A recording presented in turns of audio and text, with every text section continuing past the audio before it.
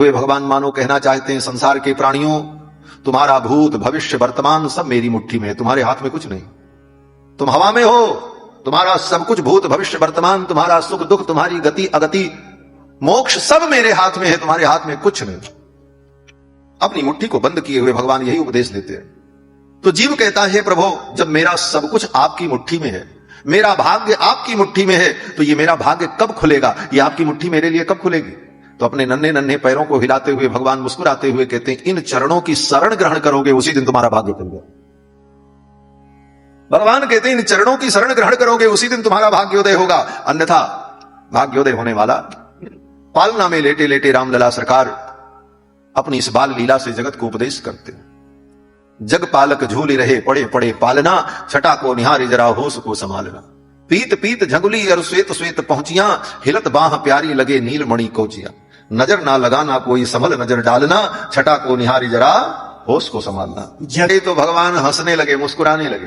प्रभु हंस दीन मधुर मुस्कान। एक बात, ठाकुर जी जब मुस्कुराते हैं हंसते हैं तो भगवान की माया अपना काम शुरू कर देती है। भगवान की जो हंसी है यही माया है। श्रीमद् भागवत में वेद व्यास जी जब विराट रूप का वर्णन करते हैं तो यही कहते हैं, हासो जनोन्माद करी च माया। भगवान की जो हंसी है वही तो माया है। गोस्वामी जी महाराज भी कहते हैं कि माया हास बाहु दिगपाला। भगवान की जो हंसी है वही माया है और भगवान की भुजाएं जो है वही दिगपाल है। तो भगवान जब मुस्कुराते हैं तो कोई न कोई चमत्कार होता है, भगवान की माया कुछ नई लीला रच देती। मां कौशल्या भगवान के दो रूपों को देखकर यहां वहां दो बालक देखा, मां तो व्याकुल हो गई। राम देख जननी अकुलानी, प्रभु हंस दीन मधुर मुस्कानी। भगवान हंसने लगे, भगवान की माया ने अपना चमत्कार किया। और क्या चमत्कार, बोले भगवान ने अपने विराट रूप का दर्शन करा दिया। देख रावा मातहि निज अद्भुत रूप अखंड, रोम रोम प्रति लागे कोटि कोटि ब्रह्मांड। अपने उस विराट रूप को प्रकट किया भगवान ने। मैया कौशल्या ने देखा राम जी के रोम रोम में करोड़ों करोड़ों ब्रह्मांड दिखाई पड़े। और केवल ब्रह्मांड नहीं, उन ब्रह्मांडों के अधीश्वर लोकपाल दिगपाल सब उसी में भगवान ने अपनी मैया को अपने विराट रूप का दर्शन कराया। ये भगवान की बाल लीला। एक दिन एक दासी महल में सेवा करती थी। सेवा के बाद जब अपने घर गई तो अपनी पड़ोसन से कह रही थी, आहा कौशल्या के कुमार कितने सुंदर हैं, कितने मनोहर हैं। जब तक मैं महल में सेवा में रहती हूं उनका दर्शन मिलता है, सुख मिलता है। उनके दर्शन का सुख विलक्षण है। ये सब वो वर्णन कर रही थी। पड़ोस की उस स्त्री को लगा मुझे भी ये सुख मिले, मैं भी देखूं रामलला को।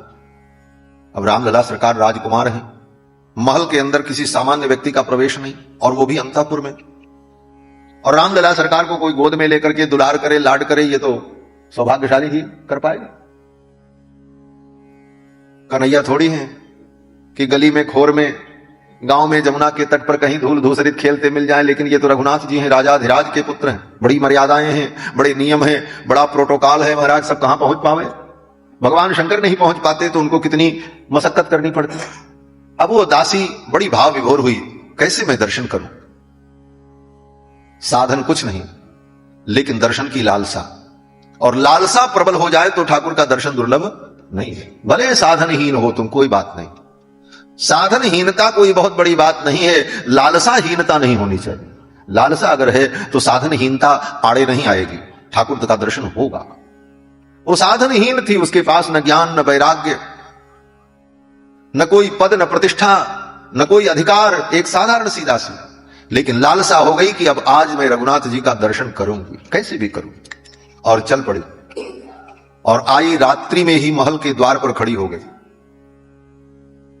ज्यों ही सवेरे महल का द्वार खुलेगा, न किसी के रोकने पर मैं रुकूंगी, न किसी के मना करने पर मैं मानूंगी, सीधे दौड़ती हुई अंतःपुर में चली जाए। बाद में जो होगा देखा जाए। और अंतःपुर में जाकर के रामलला का मैं दर्शन करूंगी, इस भाव से रात के 12 बजे ही,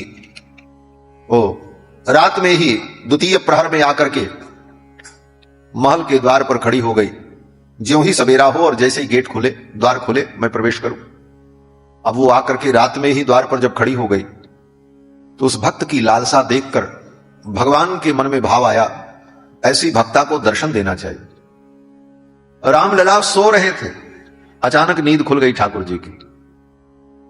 देखो, भगवान का एक स्वभाव है, अगर तुम भगवान को याद करोगे तो भगवान भी तुमको याद करेंगे। तुम उनसे प्रेम करोगे तो भगवान भी प्रेम करेंगे, वो प्रतिसाद देंगे। गीता में भगवान ने कहा कि जे जथा माम प्रपद्यन्ते तास तथैव भजाम्यहम्। जो मुझको जैसे भजता है मैं उसको वैसे ही भजता हूं। राम जी से प्रेम करो तो राम जी तुमसे प्रेम करेंगे।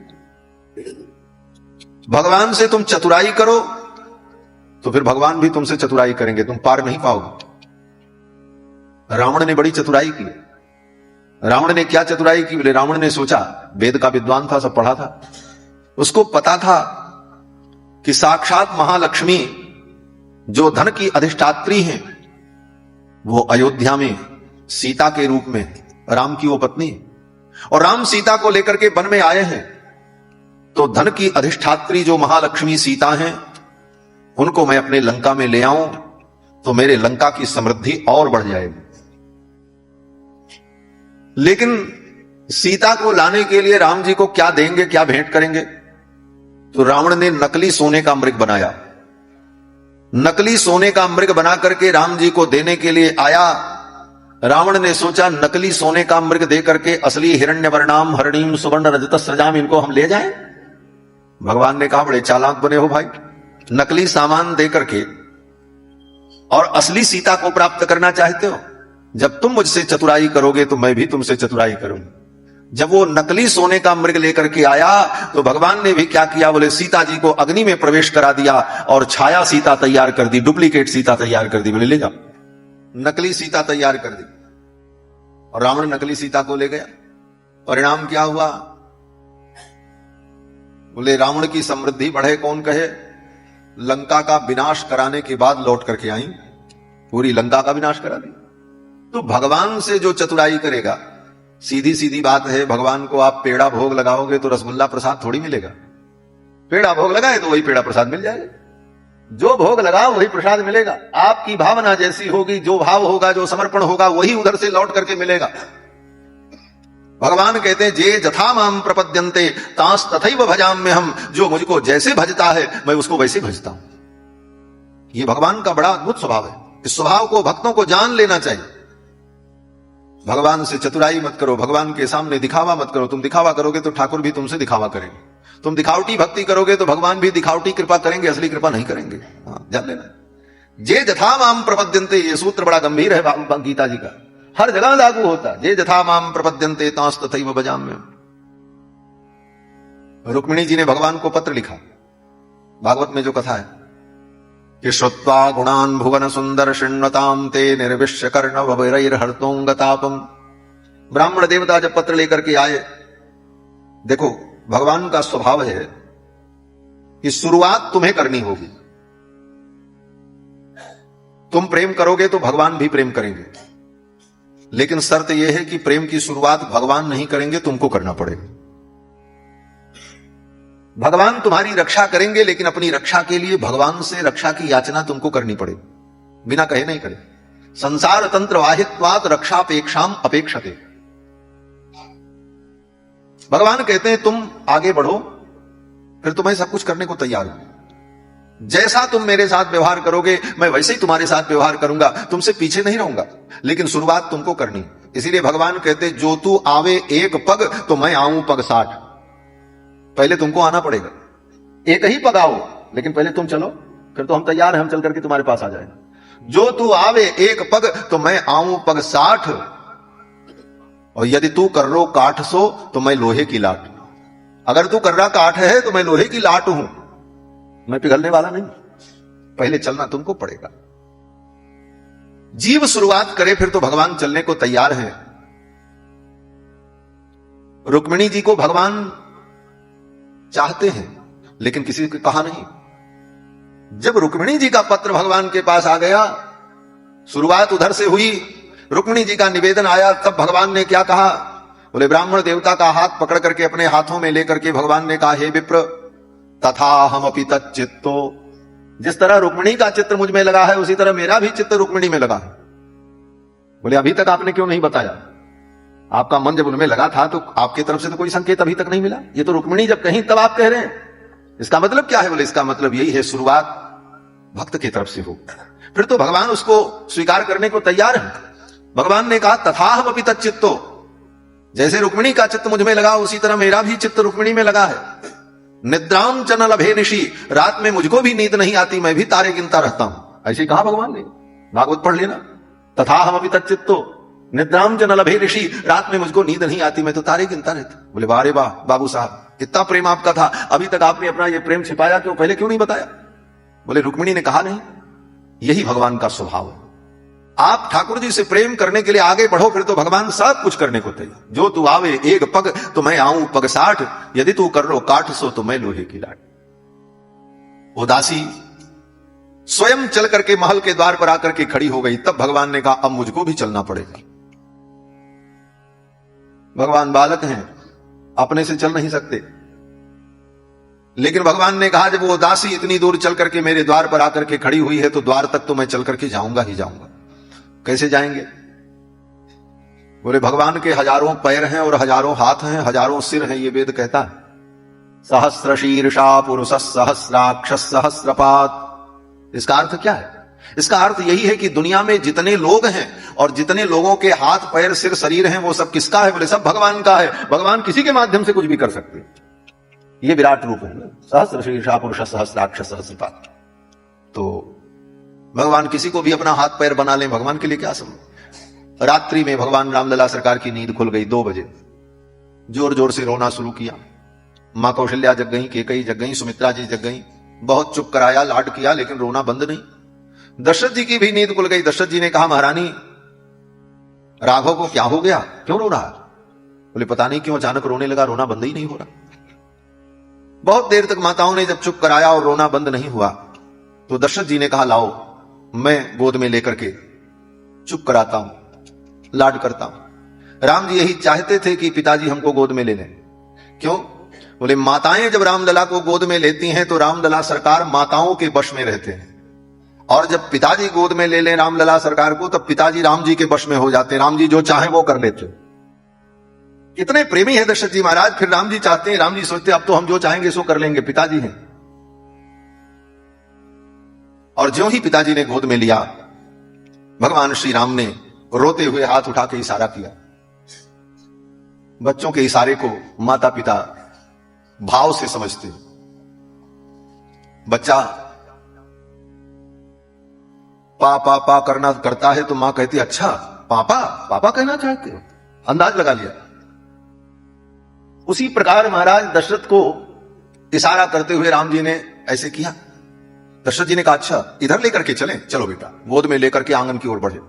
जब आंगन की ओर बढ़े तो भगवान रामलला सरकार ने फिर द्वार की ओर इशारा किया। बोले अच्छा और आगे चलें? बोले चलो बेटा। अब तो लेकर के दशरथ जी आंगन में घूमते घूमते एक आंगन पार किया, दूसरा आंगन पार किया, तीसरा आंगन पार किया, 7 ड्योढ़ी पार करके राम जी इशारा करते जा रहे हैं। दशरथ जी कह रहे हैं हाँ बेटा चलो।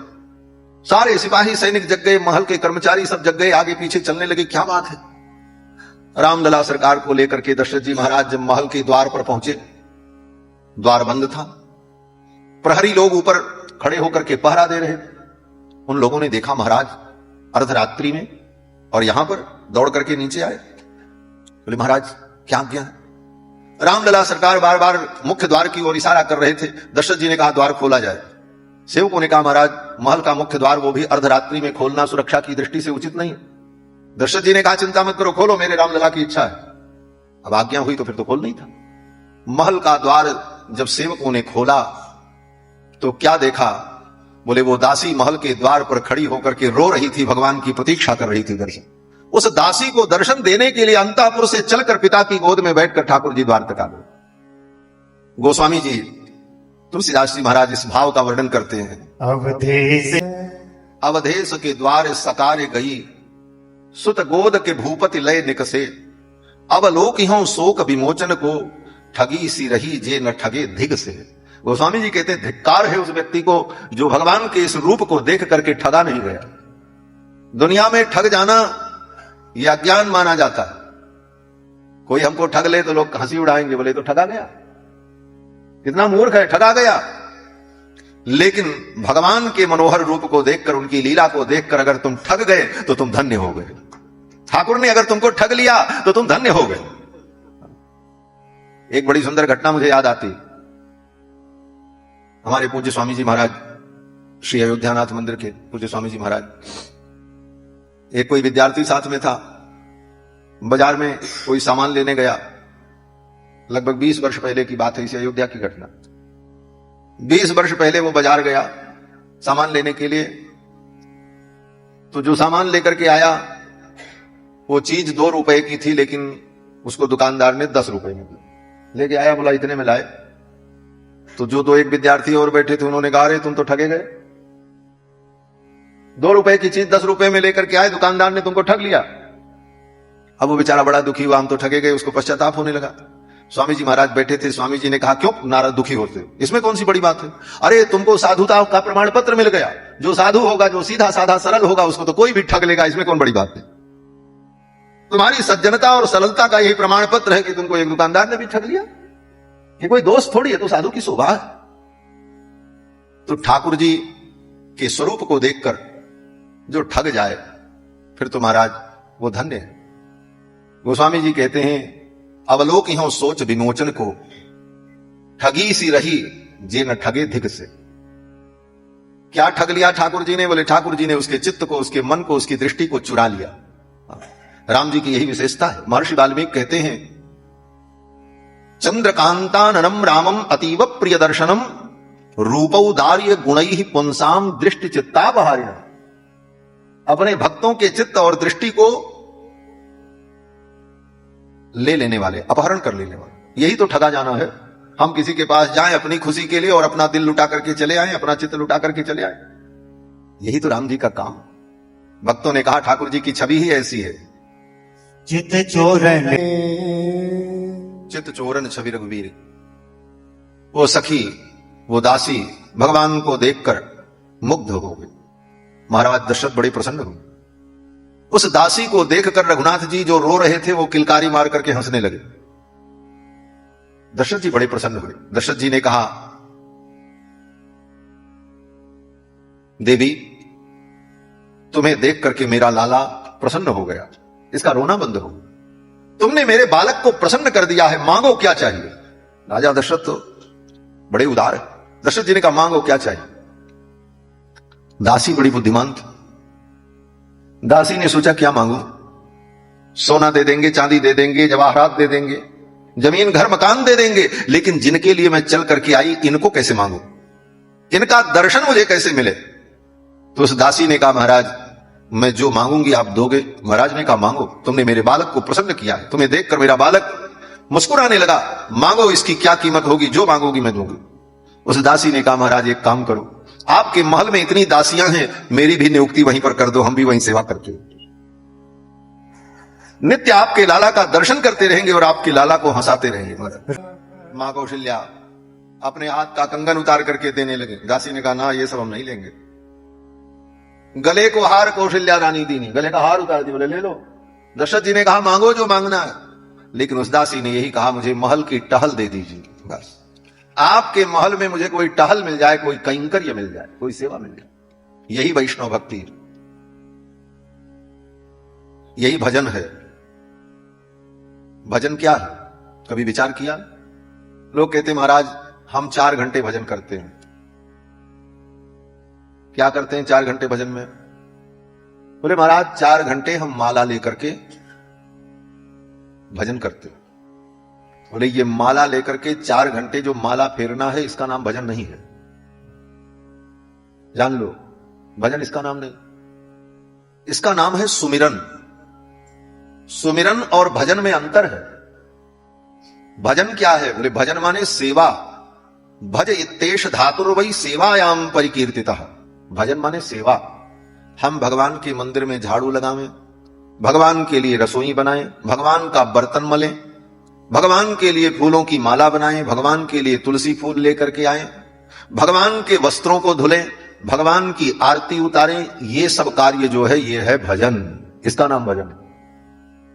और जब भजन से फुर्सत हो, भगवान शयन कर गए, बोले अब क्या करें, अब कौन सा भजन करें, अब कौन सी सेवा करें, बोले अब सुमिरन करो, अब माला लेकर के बैठ जाओ और भगवान को याद करो। सुमिरन और भजन दोनों अलग अलग है और दो में से एक चलते रहना चाहिए, या तो भजन में समय बीते या तो भगवान के सुमिरन में समय बीते। और भजन सुमिरन दोनों अगर बंद हो गया तो तुम्हारे जीवन में विपत्ति आ जाएगी। सुमिरन और भजन में यही अंतर है।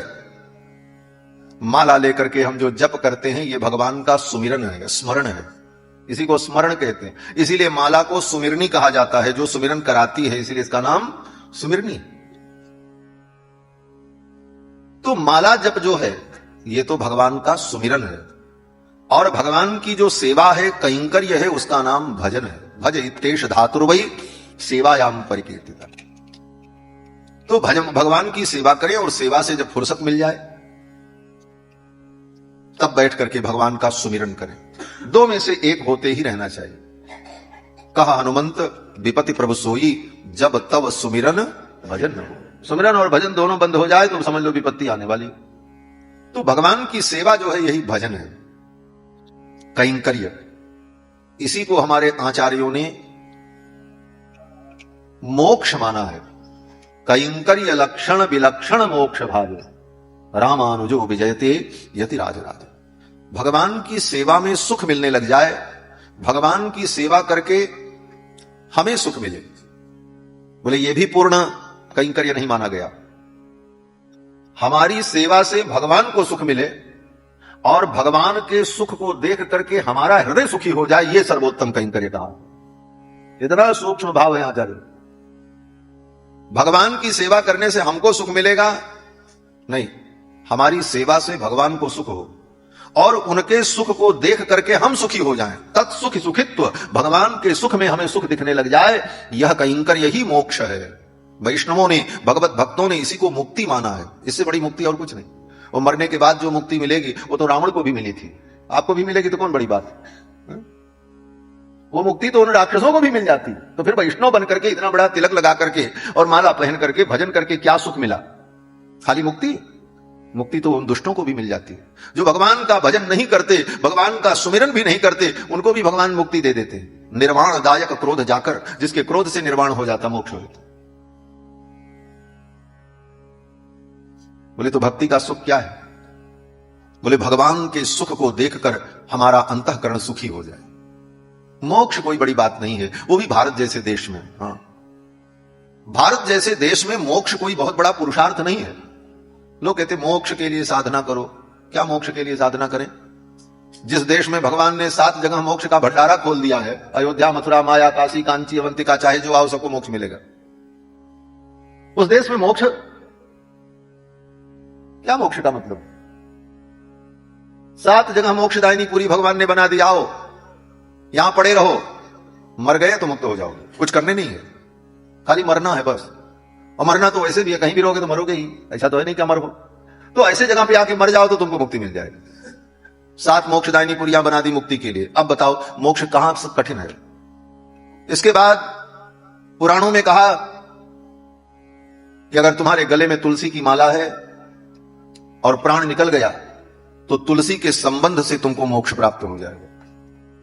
लिखा तुम्हारे मस्तक पर ऊर्ध्वपुंड लगा हुआ है और प्राण छूट गया तो मस्तक पर ऊर्ध्वपुंड है, इसलिए तुम्हें मुक्ति की प्राप्ति हो जाएगी। ये ऊर्ध्वपुंड का महत्व है। इसलिए वैष्णव सदा तिलक धारण करते हैं। तिलकम तो सदा धार्यम नरैहि यज्ञोपवीतवत। जैसे कंधे पर यज्ञोपवीत सदा रहता है, उसी तरह मस्तक पे तिलक सदा रहना चाहिए। बहुत से लोग कहते हैं महाराज रात में सोते समय धुल देना चाहिए। बोले गलत बात है, नहीं धुलना चाहिए। रात में भी लगाए सो, कहीं रात में प्राण निकल गया तब क्या होगा? इसलिए वैष्णव का तिलक सदा मस्तक पर रहना चाहिए। हमारे पूज्य स्वामी जी महाराज रात को 12 बजे अगर स्नान करें तो 12 बजे रात को तिलक लगाते, बिना तिलक लगाए सोना नहीं। ये थोड़ी एक सवेरे पूजा करते समय लगा लिए बस हो गया। ये तिलक भी साक्षात भगवान के पादारविंद है, भगवान के दोनों चरण विराजमान हैं। इसीलिए तिलक लगाने का नियम है, जब तिलक लगाओ तो सबसे पहले कहां लगाया जाता है? अब जो लोग परंपरा नहीं जानते वो लोग ऐसे ऐसे चंदन घोरे और पहले लकीर खींचना शुरू कर देते हैं। लकीर नहीं खींचना, पहले ये नीचे सिंहासन बनाओ। क्यों? बोले सिंहासन पे ही ठाकुर जी का चरण रखना है ना, तो पहले सिंहासन। प्रथमम सिंहासनम कुर्युः ततः पार्श्वे पुनद्वयम, उसके बाद ये दोनों धाराएं बनाओ। अब ये दोनों धाराओं में पहले कौन बनाओ, बाएं तरफ की दाहिने तरफ? इस पर भी विचार किया है, पहले बाएं तरफ की धारा बने कि पहले दाएं तरफ की? तो आचार्य कहते हैं पहले बाएं तरफ की धारा बनाओ। सब काम दाहिने से होता, लेकिन तिलक लगाते समय पहले बाएं तरफ की धारा बनाओ। क्यों? बोले भगवान के चरण हैं, भगवान अपने चरण तुम्हारे मस्तक पर रखेंगे तो तुम्हारा जो बायां हिस्सा है उधर ठाकुर जी का दाहिना चरण पड़ेगा, और पहले ठाकुर जी का दाहिना चरण तुम्हारे मस्तक पे आएगा तब बायां चरण आएगा। इतना सूक्ष्म विचार आचार्यों ने किया। तिलकम तो सदाधार्यम नरायज्ञोपवीतवत्, और मध्य में श्री चूर्ण लगाओ। क्यों? बोले भगवान के इन दोनों चरणों के पास ही तो लक्ष्मी जी रहती है। लक्ष्मी को देखा है ना, लक्ष्मी कहां रहती है? सदा ठाकुर जी के चरणों के पास बैठकर उनके चरणों को पकड़े रहती है। क्यों? बोले लक्ष्मी जानती है असली धन तो ये दोनों चरण हैं। सारी दुनिया लक्ष्मी को धन की अधिष्ठात्री मानकर लक्ष्मी के पीछे सारी दुनिया भागती है, लेकिन लक्ष्मी उन चरणों को पकड़ करके बैठी रहती हैं। असली धन तो वो चरण है। धनम मदीयम तव पाद पंकजम कदानु साक्षात करवाणी। तो महाराज तिलक लगे लगे अगर व्यक्ति का प्राण निकल जाए तो उसे मोक्ष मिल जाएगा। तिलक की महिमा है। शालिग्राम महात्म्य में लिखा हुआ है कि जिस घर में नित्य शालिग्राम भगवान की पूजा होती है उस घर में कोई व्यक्ति मर जाए उसको वैकुंठ ही मिलता है। हाँ, शालग्राम शिला यत्र यत्र द्वारावती शिला, गोमती चक्र द्वारावती।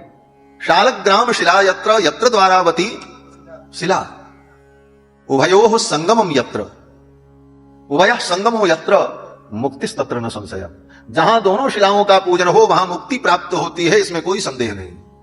अब आप बताओ भारतवर्ष में वो भी कितनी दूर तक मुक्ति मिलती, केवल घर में ही नहीं।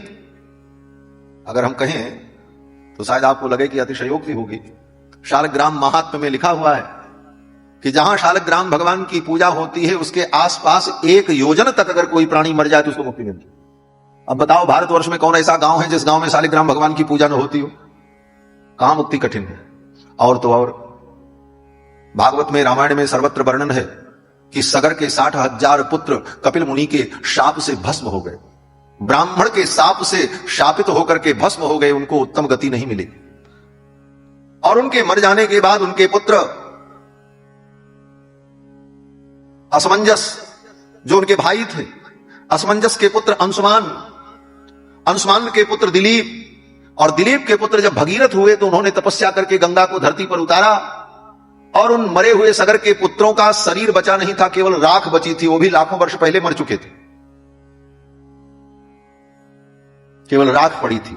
और गंगा वहां पहुंची और भगवान के चरणों से प्रकट होने वाली चरणोदक, भगवान का चरणामृत है गंगा, उस चरणामृत का संबंध हुआ तो वो जितने पुरखे थे सबको मुक्ति की प्राप्ति हो गई, सब मुक्त हो गए।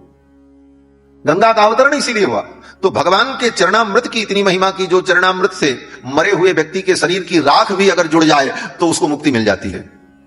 इसीलिए गंगा की महिमा में कहा जाता है, एक बार कोई रानी पट्टमहिषी अपनी दासियों के साथ गंगा स्नान करने गई, और राजा महाराजा लोग तो अपने शरीर में केसर कस्तूरी लगाते ही लगाते हैं। वो रानी अपने वक्षस्थल पर कस्तूरी लगाए हुए थी, और जब गंगा में उसने डुबकी लगाई और उसके शरीर की कस्तूरी धुल करके गंगा में बही, तो वो कस्तूरी जिस मृग से पैदा हुई थी वे मृग प्रकट हो गए और वैकुंठ जाने लगे।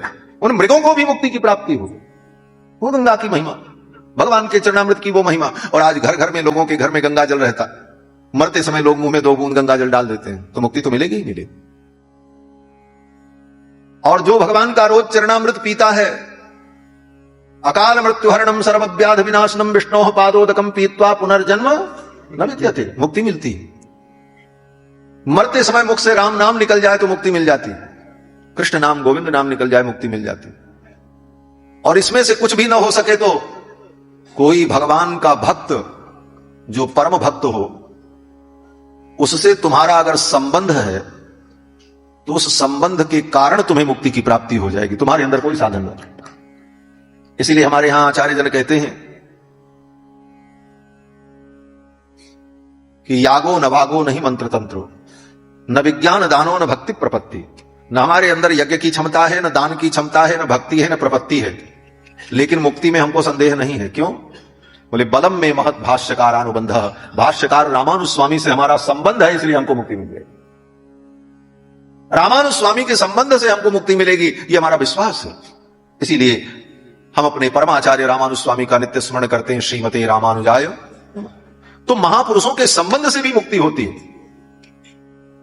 यहां तक लिखा है, यम यम स्पृशति पाणिभ्याम यम यम पश्यति चक्षुषा स्थावराणपि मुच्यन्ते किम पुनर्बांधव जना।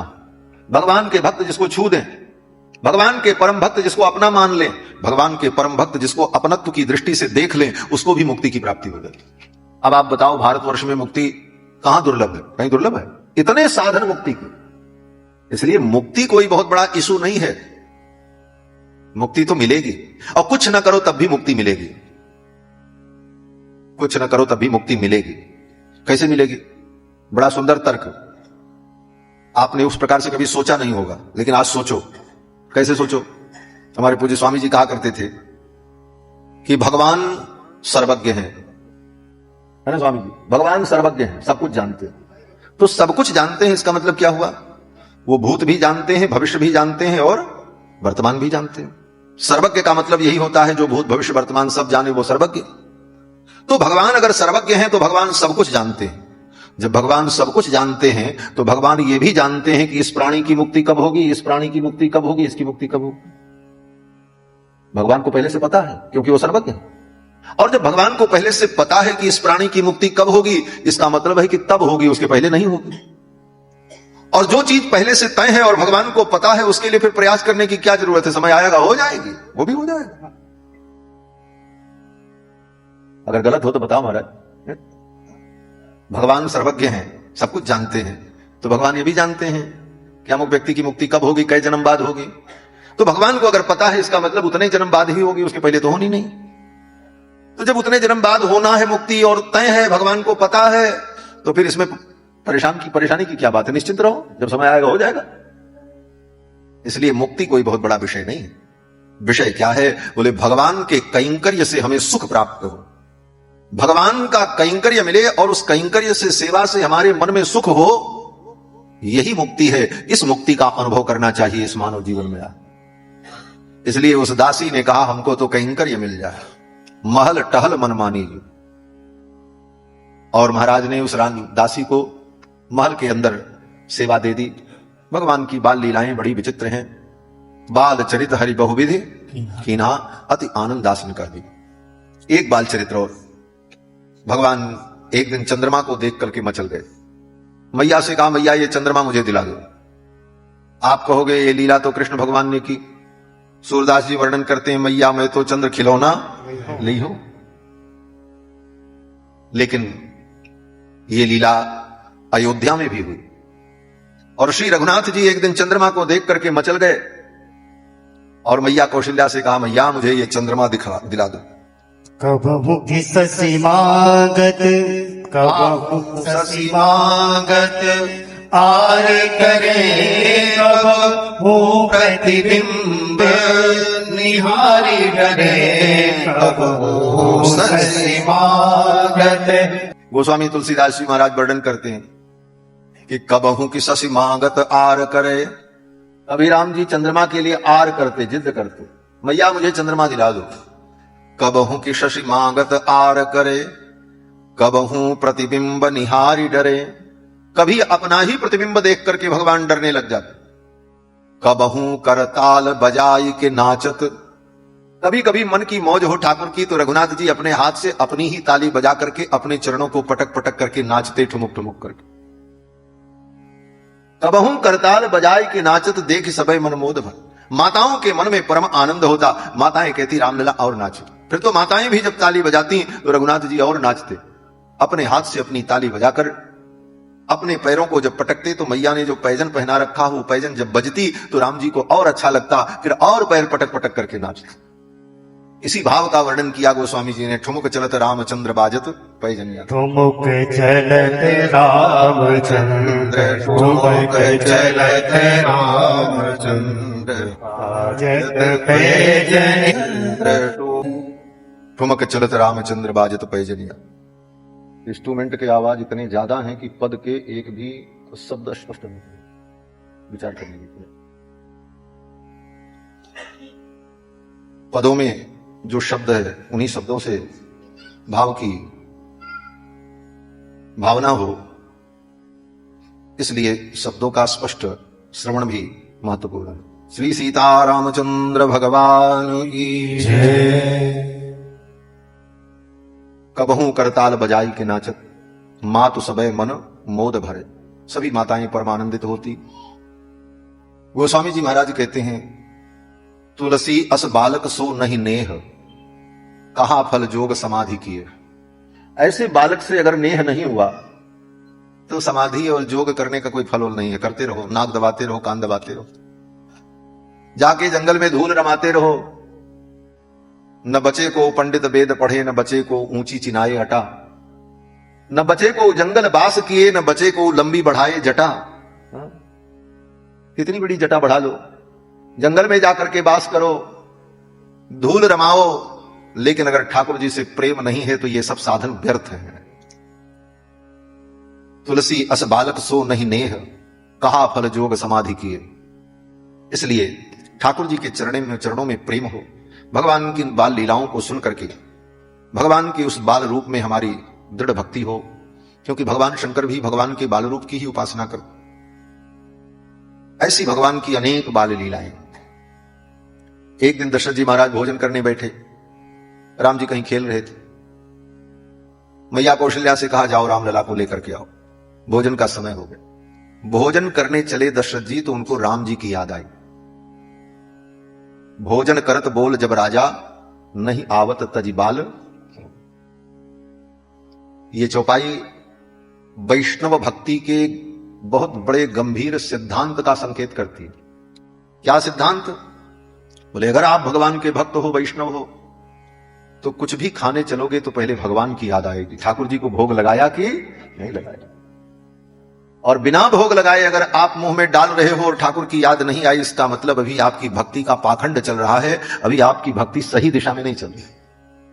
ये नोट कर लेना, बहुत कड़वी बात है, और महात्मा संत और पंडित विद्वानों के लिए भी है, सबके लिए है, सामान्य लोगों के लिए ही नहीं।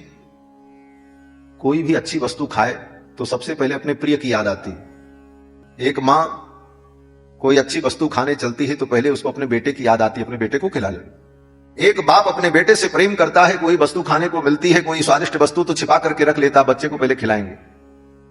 क्यों? क्योंकि तुम्हारा प्रेम है उससे। अगर भगवान से भी प्रेम है तो कोई वस्तु खाने चलोगे तो सबसे पहले भगवान की याद आएगी, पहले ठाकुर जी को हम भोग लगाएं तब पाए।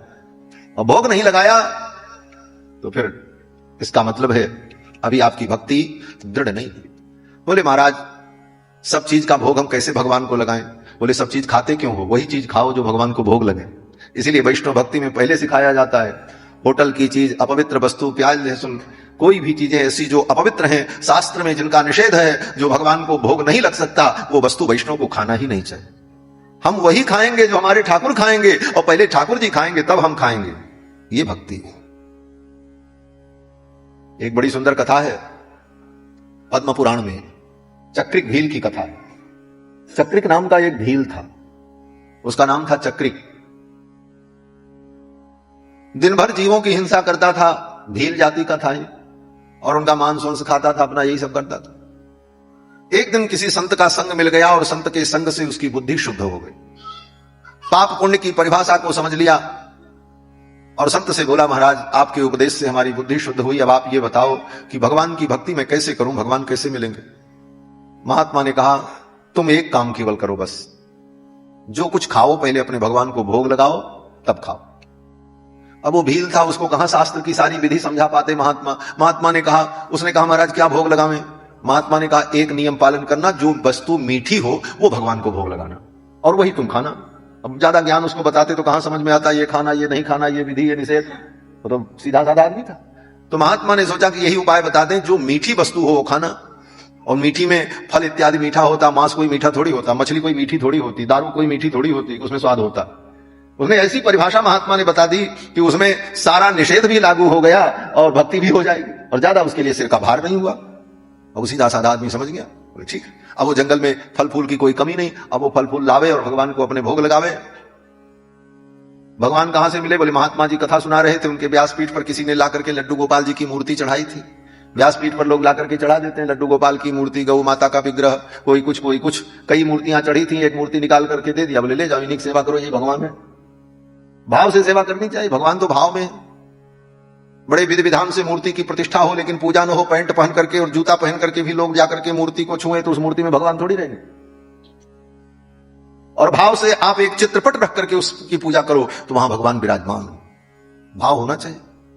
महाराज वो पूजा करने लगा, अब भोग लगावे, खूब बढ़िया बढ़िया फल ला करके, केला, अंगूर, जो जंगल में मिले, आम, अमरूद, सब भोग लगावे, पावे खूब प्रेम से। और फल खाते खाते उसका शरीर भी बड़ा सुंदर हो गया, स्वस्थ हो गया, सब बीमारी भाग गई। लेकिन अवस्था एक दिन आई, वो बूढ़ा हो गया बेचारा, अवस्था तो आएगी ही, वृद्ध हो गया, एक दिन बीमार पड़ा, 3 दिन बुखार में पड़ा रहा, बिस्तर से उठ न सका। 3 दिन बाद जब शरीर में थोड़ी शक्ति आई तो उसे होश आया, 3 दिन हो गए, हमने अपने भगवान को कुछ भोग नहीं लगाया, क्या भोग लगावे।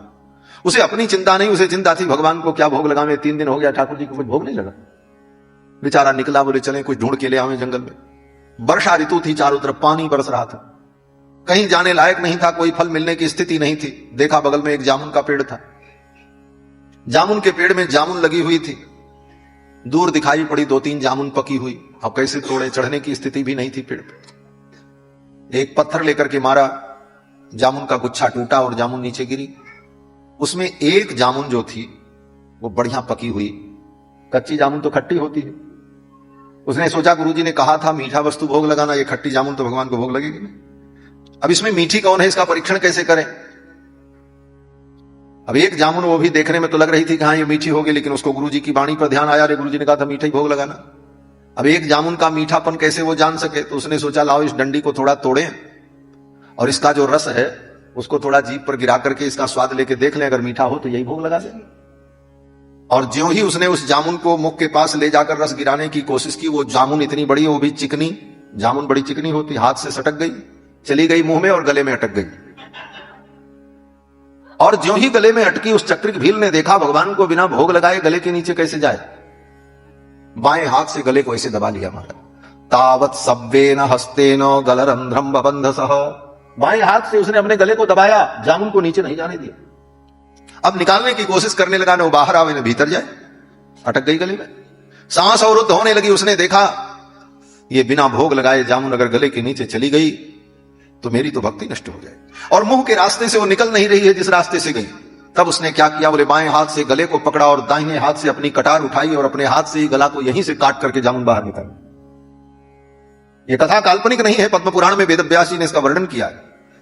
तावत सव्वेन हस्तेन गलरंध्रम बबंधसः, और काट करके उस जामुन को निकाल करके धो करके अपने ठाकुर जी के सामने रखा, तब तक मूर्छा आने लगी क्योंकि रक्त बह रहा था। और वो जब तक गिरता तब तक भगवान शंख चक्र गदा पद्म धारण किए हुए प्रकट हो गए, उसको अपनी गोद में उठा दिया। और जो ही भगवान ने गोद में उठाया, ठाकुर जी के कर कमल का स्पर्श होते ही उसकी जो व्याधि थी, जो दुख था, सब दूर हो गया। शीतल सुखद छाह जही कर की मेटत शाप ताप माया। भगवान बड़े प्रसन्न हुए। भगवान ने कहा, चक्रिक मैं तुम्हारे ऊपर प्रसन्न हूं, वरदान मांगो, जो मांगो।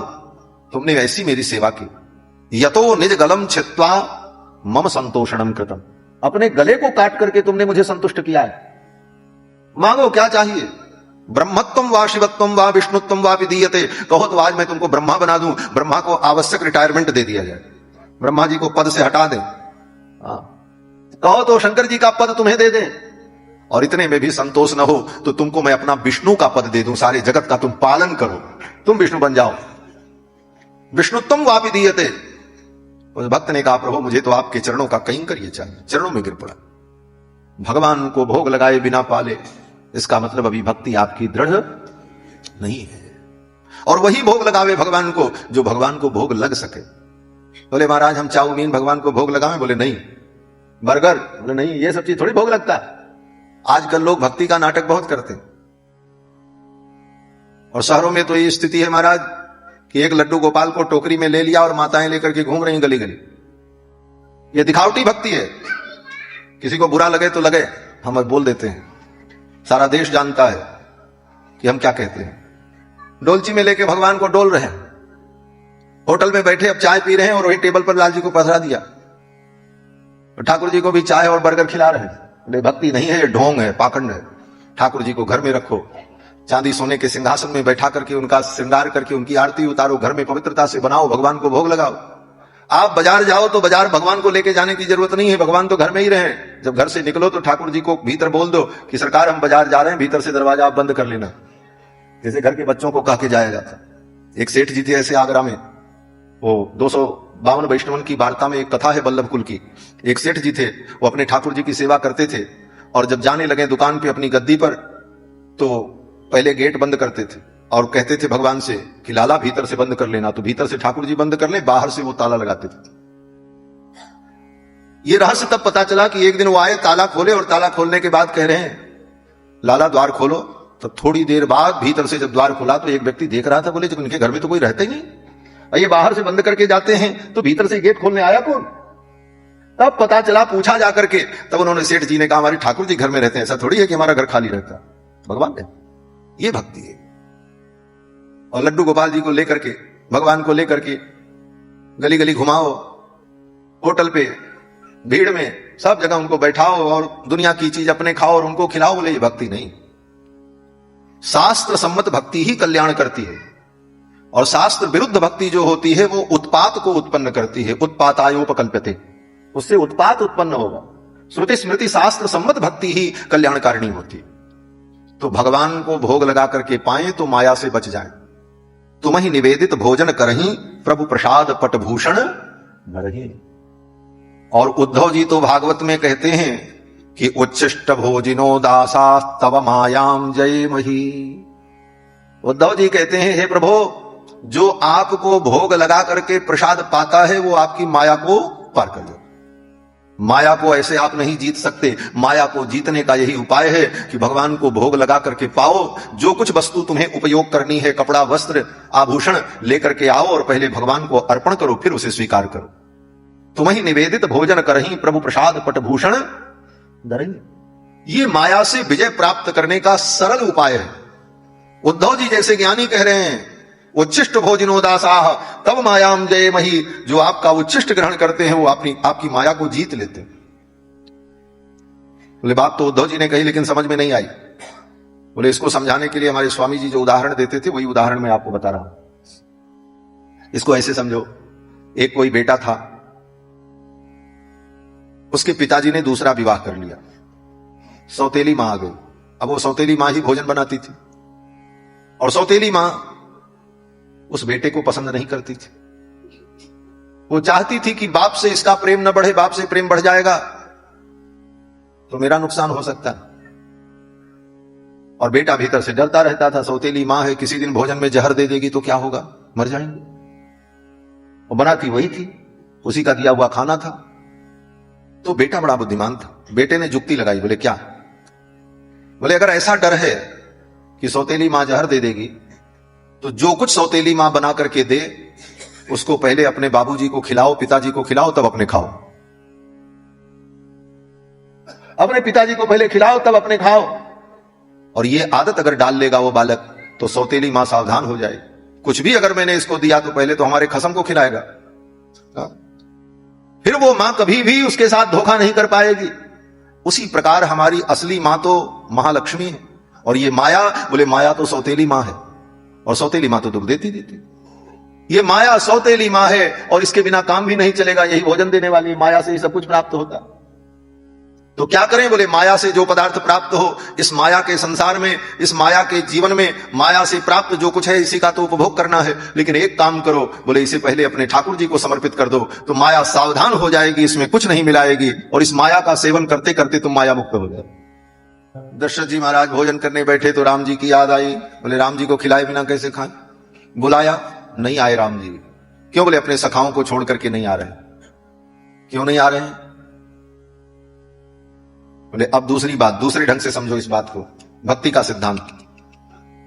भगवान ने सोचा पिताजी हमको तो बुला रहे हैं भोजन करने के लिए, लेकिन हमारे सखाओं को नहीं बुला रहे हैं, केवल हमको बुला रहे हैं। मैं अपने सखाओं को, अपने भक्तों को छोड़ करके कैसे चला जाऊं?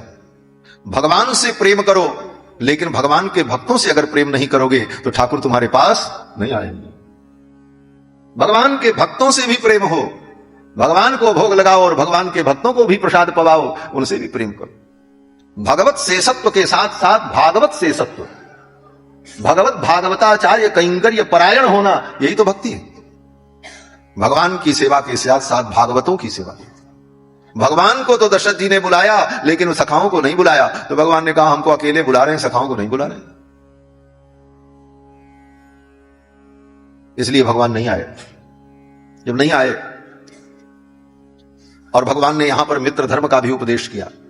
मित्रता कैसी है? बोले मित्रता तो ऐसी हो कि खाएं तो मित्र के साथ, खेलें तो मित्र के साथ। और ये कैसी मित्रता की खेलें मित्र के साथ और जब खाने का समय आवे तो अकेले भाग जाएं खाने के लिए। राम जी ने कहा ये तो कोई मैत्री नहीं। राम जी नहीं आए, फिर तो कौशल्या जी गई बुलाने के लिए। कौशल्या जब बोलन जाई, ठुमक ठुमक प्रभु चले ही पर आई। कौशल्या कौन है? बोले भक्ति हैं। कौशल्या जी गई बुलाने के लिए। दशरथ जी ने कौशल्या जी से कहा आप जाओ और रामलला को ले आओ। कौशल्या जी गई तो राम जी और ठुमक ठुमक करके भागने लगे। ठुमक ठुमक प्रभु चले ही पर आई। गोस्वामी जी महाराज कहते हैं निगम नेत जही अंत न पावा, ताहि धरे जननी हठी धावा। वेद पुराण जिसका अंत नहीं पाए उसको पकड़ने के लिए कौशल्या जी चले। पकड़ पाएंगी? बोले नहीं पकड़ पाए। तब बोले तब कौशल्या जी जब थक गई, नहीं पकड़ पाई, तब भगवान स्वयं रुक गए। भगवान ने देखा मैया थक गई, मुझे पकड़ने का जो अभिमान था कौशल्या के अंदर, वो अभिमान खत्म हो गया। मान लिया कौशल्या ने कि अब मैं नहीं पकड़ पाऊंगी। भगवान ने सोचा अब ठीक है, अब हम पकड़ में आ जाएंगे। जब तक जीव ये सोचता है कि हम किसी साधन से भगवान को पालेंगे, तब तक भगवान को नहीं पा सकता। जिस दिन वो साधन शून्य हो जाए, मान ले प्रभु मेरे सारे साधन व्यर्थ हो गए, अब तो मैं आपकी शरणागति कर रहा हूं, आप जो चाहो। यही सरेंडर है, यही समर्पण है, यही शरणागति है, यही प्रपत्ति है, यही भरन्यास है। इसी को अनेक शब्दों में कहा है आचार्यों ने। तब फिर भगवान पकड़ में आ जाते। ऐसी ही लीला वृंदावन में हुई। कन्हैया कृष्ण ने माखन की मटकी फोड़ दी, यशोदा रानी दौड़ाने लगी पकड़ने के लिए, दौड़ाते दौड़ाते थक गई, पकड़ नहीं पाई। और जब थक गई तब भगवान स्वयं पकड़ में आ गए। जब हार गई कि अब मैं नहीं पकड़ पाऊंगी, तब पकड़ में आ गए। फिर मैया का एक बार अभिमान जागा, लाओ अब इनको मैं बांध लूं। भगवान ने कहा अगर अपने तुम गुणों से मुझे बांधना चाहती हो तो तुम्हारे ये गुण कम पड़ जाएंगे। जीव अपने गुणों से भगवान को बांधने चले, गुण कम पड़ जाएंगे, सारी रस्सी कम पड़ गई। तदपि द्वयं गुलम न्यूनम संदधे नच्च गोपिका। यशोदा गोपी ने सारी रस्सी जोड़ डाली, घर की जितनी रस्सी थी खत्म हो गई, कन्हैया को बांध नहीं पाई। क्या हुआ? यशोदा रानी ने कहा कन्हैया ये तेरी कमर है कि कमरा है? सारी दुनिया की रस्सी खत्म हो गई, मैं तुझे बांध नहीं पा रही। पटक दिया रस्सी। बोले अब तुझे नहीं बांध पाऊंगी। तुम मातुः परिश्रमम दृष्ट्वा कृपयासीत स्वबंधने। मां के परिश्रम को देखकर, परिश्रांत देखकर, हारी हुई देखकर, थकी हुई देखकर, अपने को अक्षम पाती हुई यशोदा को देखकर, तब भगवान ने कहा अब मुझे बंध जाना चाहिए। यही शरणागति। माला जपो, मंत्र जपो, तीर्थ में जाओ, दान करो, पुण्य करो, यज्ञ करो, रामायण पढ़ो, लेकिन इन सभी साधनों से हम भगवान को पालेंगे इसका अभिमान मत रखो। ये सब साधन करते रहो, लेकिन इन साधनों से ठाकुर नहीं मिलते। ठाकुर जी तो स्वयं की कृपा से मिलते हैं। सोई जानई जहि देहु जनाई, जानत तुम ही हो जाए। तुम्हारी कृपा तुम ही रघुनंदन, जान ही भगत भगत गुर चंदन। और जब यशोदा रानी थक गई तो भगवान बंधने को तैयार हो गए। मां कौशल्या भी जब थक करके हार गई, भगवान को नहीं पकड़ पाई, तो भगवान ने कहा अब पकड़ लो, अब हम रुक गए। और मां कौशल्या पकड़ करके ले आई और दशरथ जी के गोद में बैठा दिया। ये प्रपत्ति ऐसी है कि ये प्रपत्ति शरणागति भगवान को भी पकड़कर गोद में बैठा देती है।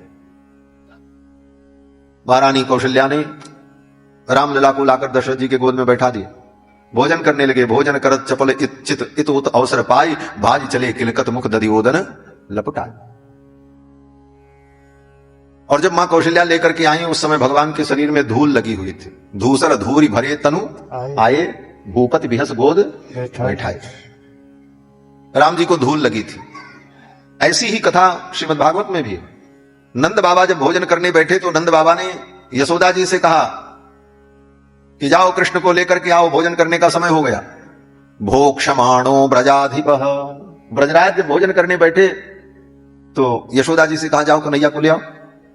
यशोदा रानी कन्हैया को लेने गई तो लेकर के जब आई तो कन्हैया के भी शरीर में धूल लगी हुई थी। नंद बाबा ने कहा धूल धूसरितांगस्त्वं पुत्रम अज्जनमावह। तुम्हारे शरीर में धूल लगी है, जाओ पहले नहाओ, नहा करके आओ तब भोजन करो। और यहां राम जी को धूल लगी है। धूसर धूरी भरे तनु आए। अंतर क्या है? बोले नंद बाबा ने कहा जाओ नहा करके आओ तब भोजन करो, गोद में नहीं बैठाया, लौटा दिया कन्हैया को। धूल धूसरितांगस्तम पुत्र मज्जन मावह। और दशरथ जी, बोले दशरथ जी ने धूल लगे हुए राम जी को अपने गोद में बैठा लिया। धूसर धूरी भरे तनुआए भूपत बिहस गोद बैठाए। अब प्रश्न दूसरा है, राम जी को धूल कहां से लगी? कन्हैया तो धूल में खेले वृंदावन में, जमुना के तट पर धूल में, गांव के ग्वारियां हैं, और ये चक्रवर्ती सम्राट के पुत्र जिनके आंगन में मणियां जड़ी हुई हैं, वहां तो धूल है ही नहीं। फिर राम जी को धूल कहां से लग गई? आज एक सामान्य व्यक्ति जो सुख सुविधा संपन्न होता है, उसके बच्चे कभी धूल का स्पर्श नहीं करते। जो बड़े लोग हैं, शहर में रहने वाले लोग, धनपति लोग, उनके बच्चे कभी धूल का स्पर्श नहीं पाते। तो चक्रवर्ती सम्राट के पुत्र राम जी धूल में कहां खेल रहे थे? कहां से धूल लगी? लेकिन गोस्वामी जी वर्णन करते हैं, धूसर धूल भरे तनुआए। ये राम जी के शरीर में जो धूल लगी थी ना, ये साधारण धूल नहीं थी। क्या थी? बोले राम जी जब सखाओं के साथ खेल रहे थे और उस समय लुका छिपी का खेल हो रहा था। एक सखा खोजेगा, बाकी सखा छिप जाएंगे। ये लुका छिपी का खेल चल रहा था। राम जी जाकर के एक जगह छिपे हुए थे और राम जी का सखा जो सुयज्ञ है वो राम जी को ढूंढ रहा था। राम जी छिप करके बैठे थे, क्योंकि उस खेल में जब ढूंढ ही लिया तो फिर खेल का मजा कहां। राम जी छिप करके बैठे थे कि सखा हमको ढूंढे। उसी समय भगवान शंकर राम जी का दर्शन करने आए। भगवान शंकर ने सोचा मौका बहुत अच्छा है, रघुनाथ जी एकांत में छिपे हैं, वहीं मैं भी प्रकट हो जाऊं और वहीं इनका दर्शन कर लूं। जहां राम जी छिपे थे वहीं भगवान भोलेनाथ प्रकट हो गए।